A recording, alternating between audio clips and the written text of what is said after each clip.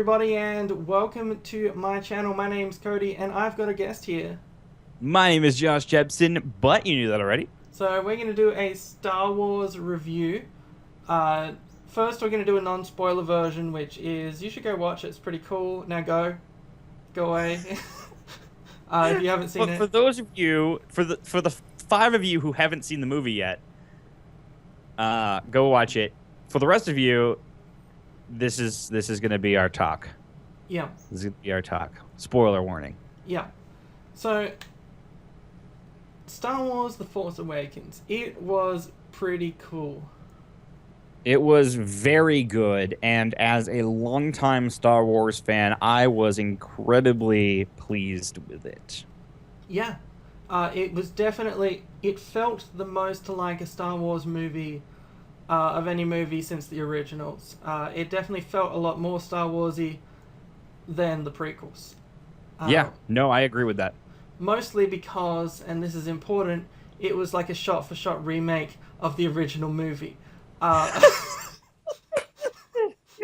It really was. It Look, really so was. they start off in a sand planet. There's just this like farm girl scraping to get by, but then there's a rebel alliance and there's excitement, and they go to a cantina full of monsters who are like playing cards and gambling, and they have to blow up the Death Star with the help of a rebel pilot.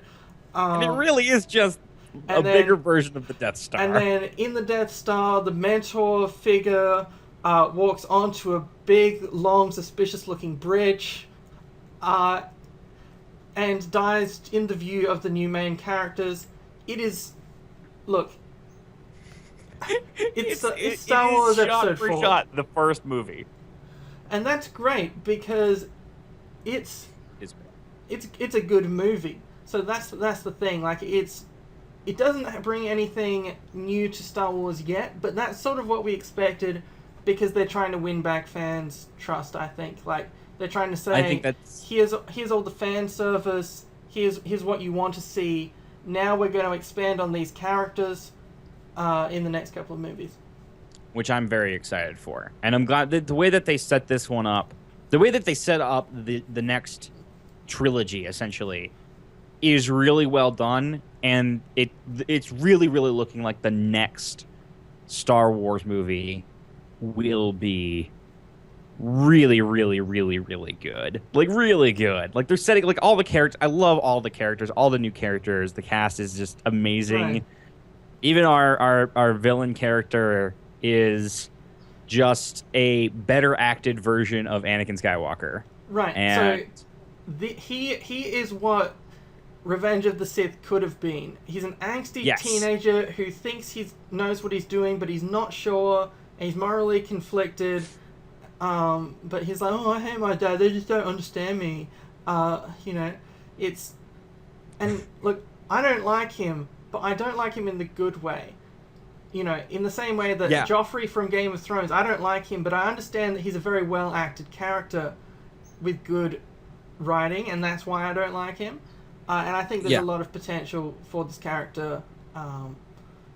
I think it's a reboot of all of like the original. But I think the characters are actually better. I think the combination of Rey and Finn are really interesting. I think the mentor figures, we care more about them than we would have in the originals, like Mhm. because like Han and all of these characters, we already love them. Mhm. So seeing them now, except old, makes a much bigger impact than seeing Obi-Wan old did in the original. You know? Right, and their role in this movie, because that was a concern going into it, right? Yeah, That these characters, these old characters, their role in this movie was very well placed.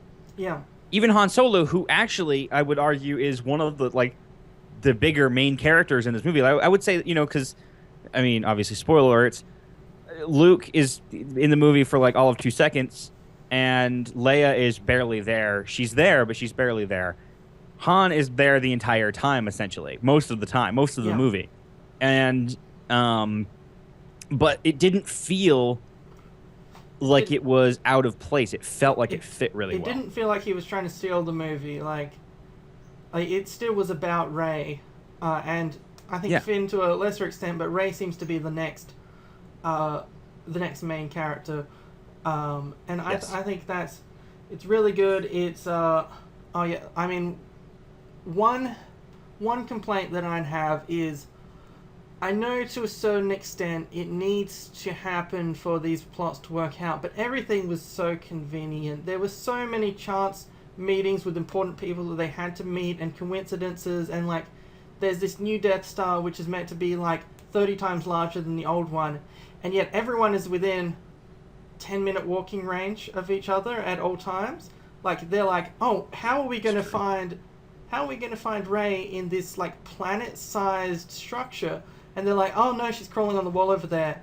And they're like, but how are we going to find Darth Emo? You know, like how are we going to find him? Oh no, there he is. He's walking around the corridor.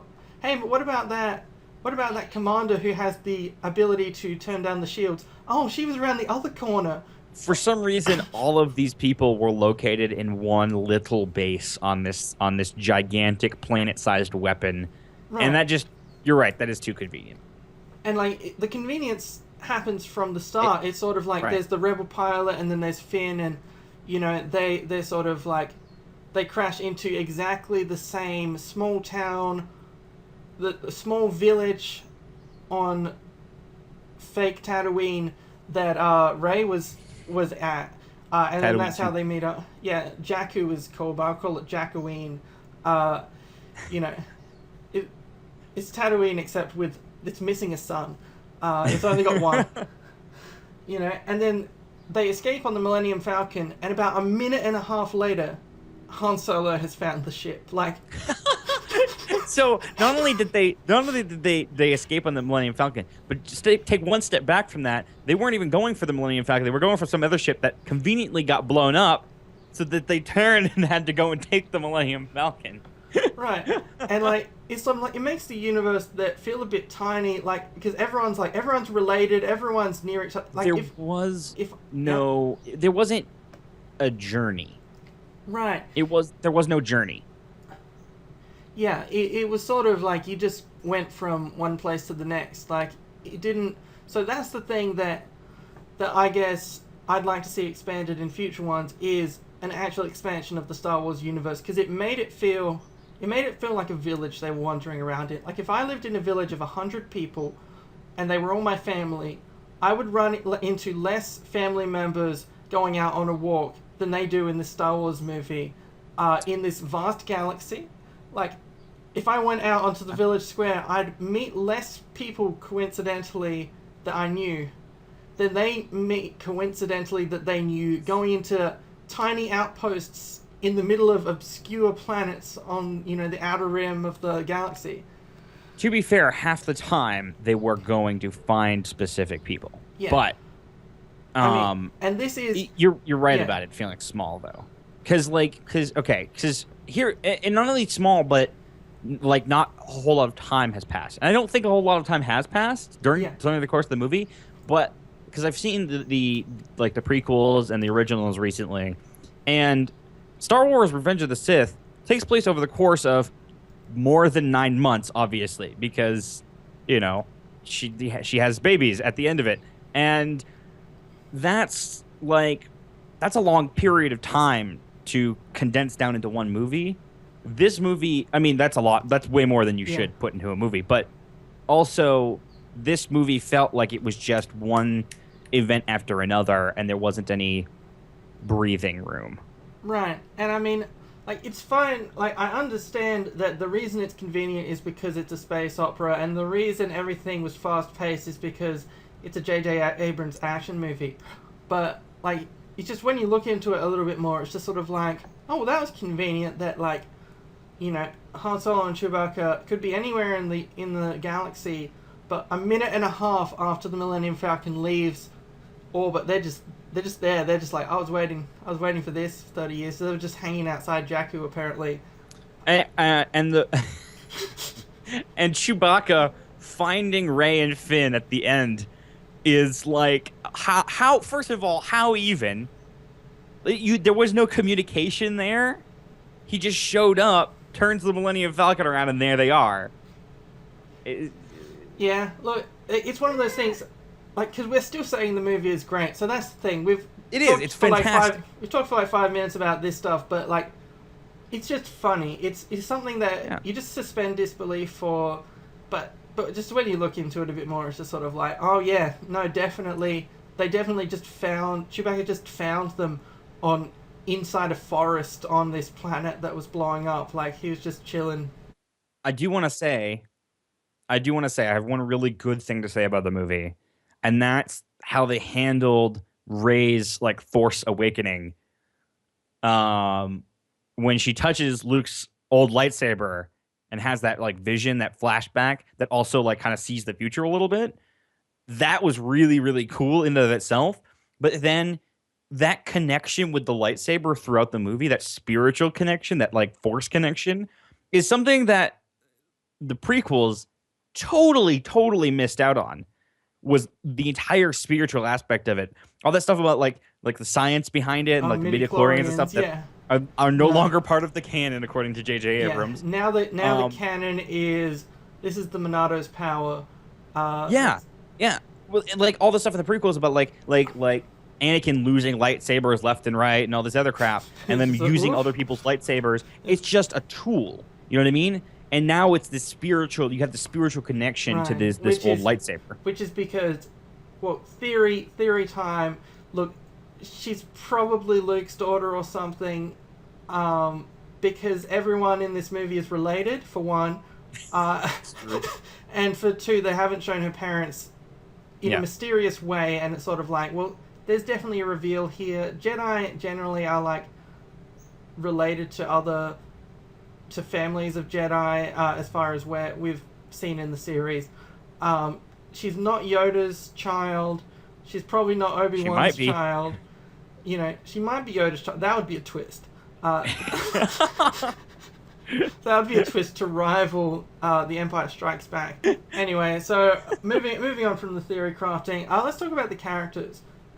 We did a bit, but so I think, look, Rey is really good for obvious reasons. Like, there's all the like representation stuff on one end, but also, you know, like, because having a main female competent character is really cool. But also, she's just cool in general. She's like a mix between a Jedi. She's a Jedi version of Han Solo, and that's something that's just a really cool thing. I've seen a few people who are like, why is she so competent? And it's like, well, you didn't complain when Han Solo was abnormally competent and everything, because you expect it from an action hero, but they're like, why is a girl so competent? And that was a theme throughout the movie, this whole like strong female lead, because like especially towards the beginning of the movie where like Finn is so like worried about her all the time and like trying to take care of her, and every single time he would screw something up and she would come out all right. Like, and like, there was one point where she says, where he's like holding her hand and like running through, like holding her hand, and she kept saying like, "Don't hold! What are you holding my hand for?" And she runs ahead of him instead. And then he nearly gets blown up, and then he's like, "Are you all right?" And it's like, "Yeah." And she's looked at him, she's like, "Yes." The look on her face, was like, "What?" Like, "Yeah, I'm all right. What the hell are you talking about?" Yeah, it's Am I all right? Are you all right? Yeah, I think it was good. I think Finn's cool as well. It's sort of I think he's got room to grow as well. It was really cool to see someone who's not a Jedi and clearly has no Jedi training grabbing a lightsaber and fighting with it.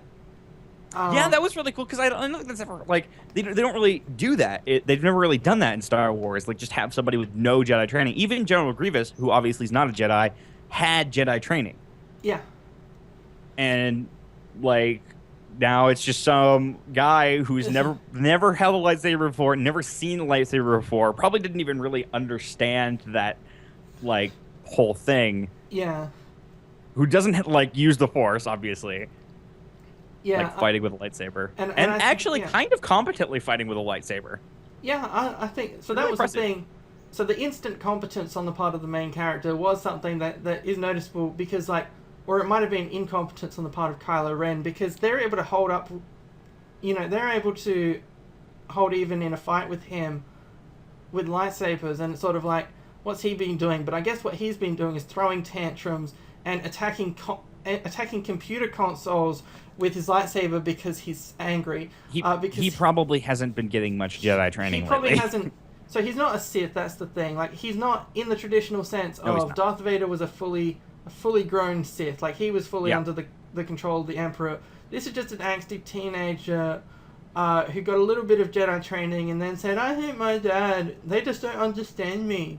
And look, I make him sound emo, but that's because he is. Yeah.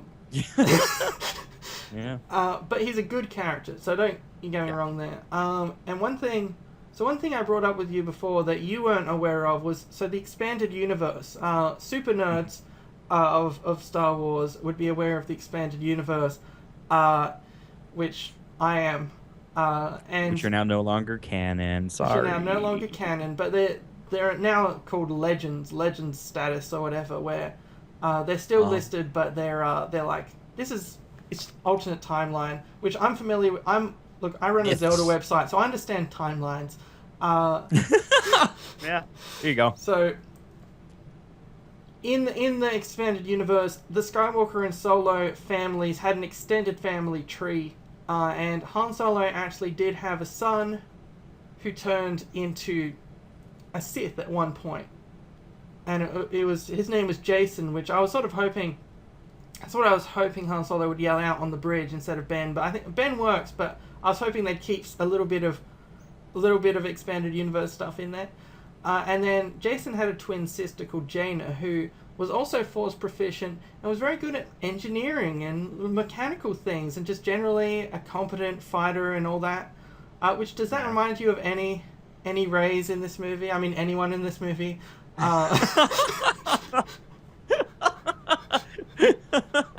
Yeah, so the expanded universe stuff that I'm hoping they bring in is, Luke had a wife in the expanded universe, Mara Jade, and for him to possibly be the father of Rey, we'd assume that at some point, unless there was another immaculate conception, like Anakin, father or grandfather, because she's pretty young. Father or uncle, because or uncle. Yeah, because there's two Skywalkers, or one of them's a Solo at the moment, but I guess not anymore, huh? And with that, let's end the review. No, seriously though, great movie. If you haven't seen it yet and you watched this whole video, there's really no point now. We spoiled everything for you. Oh no, it's fun. It's still going to be a good movie. Whether it's spoiled or not for you, it's a fun action movie because it's a J.J. Abrams movie. Every time there was a ship on the screen, my jaw was on the floor. All of the ship battles, the space battles, them flying around shooting each other, all of that was really well done and really impressive. And I love it. Thumbs up. I give you 10 out of 10. IGN. 10 out of 10. 10 out of 10. 10 out of 10. Yeah, no. Ben out of Ben. It's Ben out of 10. So. Ben 10. Yeah, that's the twist. This is in the universe of Ben 10. And he's turned evil. Ben Solo 10. Ben Solo 10. What? Okay, our theory's gone too far now. Okay. Anyway, thank you guys so much for watching. Goodbye. Cody out.